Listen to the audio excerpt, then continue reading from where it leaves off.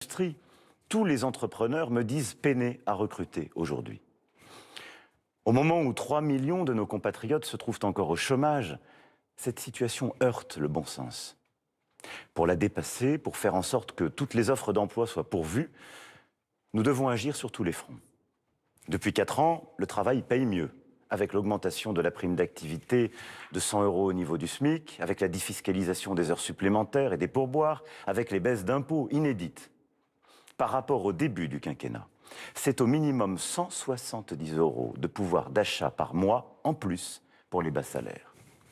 Il faudra dans les années à venir poursuivre ces choix et financer notre modèle social en taxant moins le travail, encore.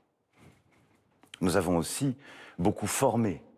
Avec 15 milliards d'euros mobilisés depuis 2017, jamais autant de moyens n'avaient été engagés pour la montée en compétences des moins diplômés et des demandeurs d'emploi. Pour notre jeunesse aussi, nous avons déployé un effort spécifique avec la réforme de l'apprentissage et de l'alternance, atteignant en ce moment même des chiffres records et grâce au plan « Un jeune, une solution ». Nous avons aidé 3 millions de jeunes à trouver une formation ou un emploi ou un accompagnement. Ce qui fait qu'au moment où je vous parle, le taux de chômage pour les jeunes est au plus bas depuis plus de 15 ans. Pour les 500 000 jeunes sans emploi et les moins qualifiés, j'ai annoncé dans la lignée de ce que je vous avais dit le 12 juillet dernier, le lancement pour le 1er mars prochain du contrat engagement jeune. Un contrat et non un revenu, parce qu'aux droits que nous ouvrons, à savoir 20 heures de suivi intensif, une allocation pouvant aller jusqu'à 500 €, correspondent des devoirs. Un devoir d'assiduité, devoir de suivre les formations proposées et de s'engager pleinement. Plus largement, pour que le travail permette de vivre dignement et paie toujours davantage que l'inactivité, nous conduisons en ce moment même une indispensable réforme de l'assurance chômage. Depuis 1 mois, les règles ont commencé à changer pour rendre la reprise du travail plus attractive dans tous les cas. Et à partir du 1er décembre de cette année, une nouvelle étape va s'engager. Il faudra avoir travaillé au moins 6 mois dans les 2 dernières années pour pouvoir être indemnisé. Alors qu'aujourd'hui, les droits au chômage sont ouverts au bout de 4 mois de travail. Enfin, Pôle emploi passera en revue les centaines de milliers d'offres d'emploi disponibles sans réponse dès les prochaines semaines. Les demandeurs d'emploi qui ne démontreront pas une recherche active verront leurs allocations suspendues. Le 12 juillet dernier, j'avais évoqué devant vous la nécessaire réforme des retraites. La situation sanitaire que nous vivons et qui est en train de se dégrader partout en Europe, le souhait unanime exprimé par les organisations syndicales et professionnelles de concentrer les efforts sur la reprise, le besoin de concorde dans ce moment que vit notre nation, font que les conditions ne sont pas réunies pour relancer aujourd'hui ce chantier. Pour autant, notre volonté de sauver notre modèle par répartition et d'en corriger les inégalités n'a pas changé. Ce 1er novembre, la retraite minimale pour les agriculteurs, qui est attendue depuis si longtemps, est entrée en vigueur. Et dès 2022, il faudra, pour préserver les pensions de nos retraités et la solidarité entre nos générations, prendre des décisions claires. Elles feront légitimement l'objet de débats démocratiques indispensables. Mais elles devront suivre, à mes yeux, des principes simples. Travailler plus longtemps en repoussant l'âge légal. Aller vers un système plus juste en supprimant les régimes spéciaux, en harmonisant les règles entre public et privé et en faisant en sorte qu'au terme d'une carrière complète, aucune pension ne puisse être inférieure à 1 000 €. Aller enfin vers plus de liberté, c'est-à-dire permettre de partir en retraite progressivement, d'accumuler des droits plus rapidement pour celles et ceux qui le souhaitent, d'encourager le travail au-delà de l'âge légal aussi, pour celles et ceux qui en ont envie. La retraite ne doit être ni une contrainte ni une angoisse, mais un choix plus libre, plus simple, plus lisible. Aujourd'hui comme hier, vous le voyez, le travail continue donc d'être notre boussole, le fil rouge de notre action. Non seulement parce que, pour chacun d'entre nous, c'est le travail qui nous permet de créer des liens, d'augmenter notre pouvoir d'achat, de progresser tout simplement dans la vie, en accédant à la propriété, en protégeant notre famille, nos proches, en concrétisant nos projets. Mais aussi parce que sur le plan collectif, le travail de tous et ce qui nous permet en tant que nation de faire nos choix et de garantir notre indépendance. C'est par le travail et par plus de travail que nous pourrons préserver notre modèle social, nos retraites, la prise en charge des malades, l'accompagnement des familles, la meilleure inclusion à l'école, au travail ou dans les structures adaptées pour les personnes en situation de handicap. C'est par le travail aussi que nous permettrons à nos aînés de vivre plus longtemps chez eux ou d'être accompagnés. Une 5e branche de la sécurité sociale a été créée. Elle sera auront vu leur salaire revalorisé. Nous sommes en train collectivement, en ce moment même, malgré la pandémie, de construire pas à pas un véritable service public de l'autonomie pour nos aînés. Nous le finançons et le financerons par davantage de travail. C'est par le travail de tous que nous pourrons continuer de rendre notre État plus solide. Nous avons, depuis 2017, recruté 10 000 policiers et gendarmes. Nous avons substantiellement augmenté le budget de la justice, d'une manière inédite. Les résultats sont là.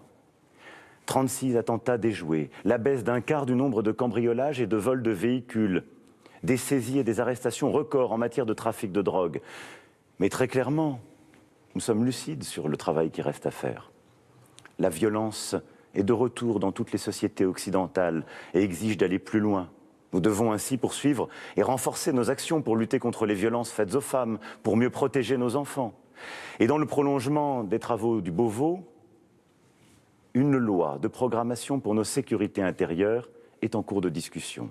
Elle sera présentée au premier trimestre 2022 et donnera plus de moyens et allègera les contraintes bureaucratiques de nos forces de l'ordre. Nous avons aussi lancé les États généraux de la justice qui, réunissant tous les acteurs, déboucheront au printemps sur des mesures fortes, à la fois pour que la justice soit rendue plus vite et que les peines prononcées soient réellement exécutées. C'est par le travail de tous, enfin, que nous pourrons bâtir notre indépendance énergétique. Nous vivons chaque jour les conséquences de la situation actuelle. Le plein plus cher à la pompe, la facture de gaz et d'électricité qui augmente. Ce que nous vivons ces dernières semaines nécessite des réponses d'urgence. C'est pour cela d'ailleurs que le gouvernement a bloqué les prix du gaz. C'est aussi pour cela que ceux d'entre vous qui gagnaient moins de 2 000 € net par mois allaient recevoir une indemnité inflation exceptionnelle de 100 €.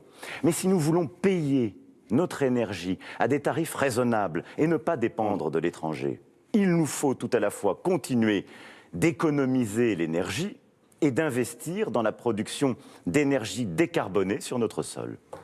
C'est pourquoi, pour garantir l'indépendance énergétique de la France, pour garantir l'approvisionnement électrique de notre pays et atteindre nos objectifs, en particulier la neutralité carbone en 2050, nous allons, pour la première fois depuis des décennies, relancer la construction de réacteurs nucléaires dans notre pays et continuer de développer les énergies renouvelables.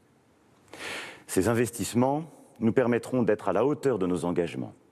Au moment où nous allons clôturer la COP26 à Glasgow, c'est un message fort de la France. Vous le voyez bien. Et nous le pressentons tous. Dès à présent, nous nous préparons à affronter les défis de l'avenir. Car nous vivons une révolution profonde. Avec la pandémie, nous avons éprouvé notre vulnérabilité. Ce virus, soudain, a bloqué le monde entier. Nous avons redécouvert notre dépendance vis-à-vis de l'étranger, y compris pour des produits de première nécessité, des masques, le paracétamol ou d'autres. Nous avons réappris avec le vaccin que l'innovation pouvait tout changer, et parfois en quelques mois avec une rapidité inédite.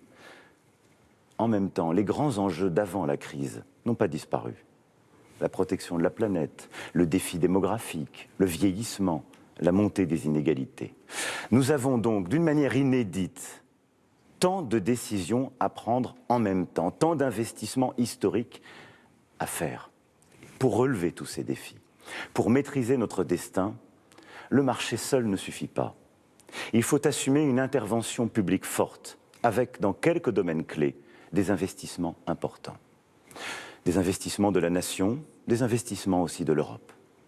C'est pour cela que j'ai lancé le plan France 2030, doté de 30 milliards d'euros sur 5 ans, pour investir dans 10 secteurs très porteurs d'avenir, comme la décarbonation de l'industrie, le véhicule électrique, l'avion zéro carbone, ou encore la culture, la santé, le spatial ou le maritime, pour éduquer et former nos jeunes dans ces métiers d'avenir, pour sécuriser en France la production de composants et de technologies essentielles comme les semi-conducteurs, la robotique ou le cyber. Notre objectif est clair, que les produits et les technologies qui feront l'économie, les emplois et en quelque sorte les vies de 2030 ne viennent pas seulement des États-Unis ou d'Asie, mais bien aussi de France et d'Europe. Certains pensent ce rêve inatteignable. Je crois tout le contraire. Je crois que cela relève même de l'ambition faisable, du volontarisme lucide, si aujourd'hui nous continuons de mener les réformes, les transformations et si nous investissons. Oui, la France a les moyens de conforter ses positions de grande puissance, éducative, industrielle, agricole, d'innover, de créer et produire en tenant nos objectifs climatiques et de biodiversité, si nous investissons, si nous levons les freins à l'action, les complexités inutiles et les corporatismes. Mais la France ne sera pas forte seule. Les enjeux sont tels dans le choc des puissances continentales qui se déploient sous nos yeux que seule une entente européenne, solidaire et volontaire, peut apporter à chacun de nos pays européens un relais et une force de frappe. Il suffit d'ouvrir les yeux pour mesurer combien nos intérêts se rencontrent et s'accordent. C'est dans ce contexte du choc des puissances américaines, chinoises, russes et de déstabilisation de nombreuses zones du monde que notre pays aura, dans 2 mois, la charge de présider l'Union européenne. Car les orientations de l'Union ne sont pas lointaines ou évanescentes. Elles sont même la trame de nos vies et des années qui viennent. Sans l'Union européenne, nous n'aurions pas si vite disposé du vaccin. Nos partenaires ne sont pas des étrangers. Sur ce continent qui nous a été donné par le destin, ils sont confrontés aux mêmes vagues, aux mêmes orages que ceux que nous rencontrons. C'est donc avec eux que nous tâcherons, dans les prochains mois, de mieux affronter les défis qui sont les nôtres. Ensemble, de mieux protéger nos frontières extérieures. Ensemble, de continuer à rebâtir avec l'Afrique une relation de paix, de stabilité et de croissance. Ensemble, de mieux réguler les géants du numérique. Ensemble, de bâtir une stratégie crédible de réduction de nos émissions de CO2, compatible avec notre souveraineté industrielle, technologique. Ce nouveau modèle d'investissement et de croissance auquel je crois pour la France et pour l'Union européenne est celui que je défendrai en votre nom dès janvier prochain, en prenant la présidence de l'Union. Mes chers compatriotes, nous avons surmonté ensemble ces derniers mois une conjonction inédite de crises. La pandémie, ses conséquences, le terrorisme, les désordres géopolitiques et j'en passe. J'ai tâché à la cavalcade de retranscrire tout ce que nous sommes en train de faire et ce qu'il convient de conduire pour les mois à venir. Mais durant tous ces mois, nous sommes restés soudés, fidèles à ce que nous sommes, profondément humains. Alors je vois bien, je sens bien, j'entends bien l'incertitude, les doutes, parfois la fatigue, quelquefois la colère quand je viens à votre rencontre qui se manifeste. La période est difficile, pour beaucoup d'entre vous angoissante. Mais regardez ce que nous avons réussi durant ces derniers mois, en agissant ensemble, unis. Nous avons réussi l'impensable. Alors je vous le dis avec beaucoup de conviction, n'ayons pas peur. Croyons en nous, croyons en la France. En une France qui reste elle-même forte de son histoire, de sa culture, de sa langue, de sa laïcité, de ce qui l'unit. Forte de son esprit de résistance à la dilution dans un monde qui va, à la soumission, aux dogmes, aux obscurantismes, au retour du nationalisme. Forte de sa volonté d'embrasser l'avenir et de continuer d'assumer sa part d'universel. Croyons en nous. nous le méritons. Vive la République et vive la France. Voilà donc pour cette intervention d'Emmanuel Macron, beaucoup d'annonces concrètes.